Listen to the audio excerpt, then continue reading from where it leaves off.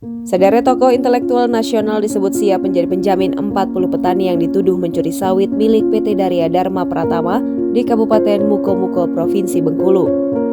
Manajer Program dan Strategi Akar Foundation Pramasti, Ayu Kusdinar mengatakan, sejak hari pertama penangkapan, banyak tokoh berpengaruh siap menawarkan diri menjadi penjamin agar 40 petani itu tidak ditahan. Para tokoh tersebut diantaranya Ketua PP Muhammadiyah Busiro Mukodes, lalu anggota Ombudsman RI YK Hendra Fatika. Penjamin berikutnya Setiawan Sunito, dosen di Departemen Sains Komunikasi dan Perkembangan Masyarakat Fakultas Ekologi Manusia IPB, serta Satiawan, mantan Kepala Pusat Studi Agraria IPB.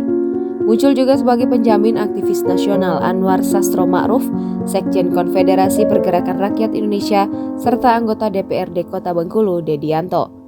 Anggota Ombudsman RI YK Hendra Fatika saat dikonfirmasi membenarkan dirinya siap menjadi penjamin para petani yang ditangkap. Bahkan, dirinya telah menandatangani surat jaminan tersebut tertanggal 13 Mei 2022.